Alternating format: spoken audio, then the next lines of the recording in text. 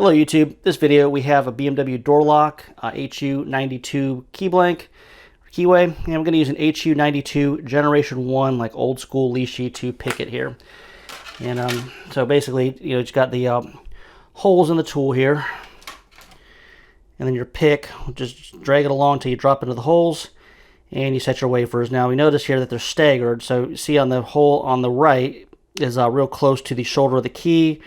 On the left, it starts a little bit further away. So what that means is you need to line up this side here with the odd numbers, so 1, 3, 5, and 7. And on this lock, those are going to be on top. So I'm going to put it in this direction here. And one of these cars will actually unlock counterclockwise or anti-clockwise if you're in Europe. And basically, you're going to put the tool in, and you're going to just drag it until you drop into a hole. And I'm going to check.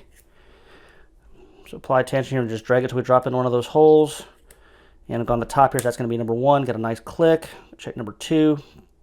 Sorry, not number 2, guys. Number 3. And that's actually springy, so we'll leave that alone. Drop into 5.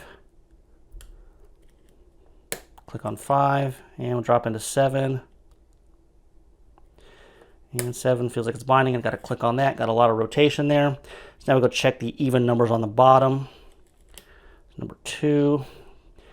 2 is springy, go to 4, got a little click on 4, go to 6, click on 6, and we have the lock picked. And you know, so we didn't have to pick number 8, or I think number 3, so those are probably 4 cuts, but with this tool you can unlock it, you can't decode it. But anyway, there's a BMW lock picked here with the old school Generation 1 Lishi tool. If you guys have any questions or comments, put them in the comments, and until next time, we'll talk to everybody later.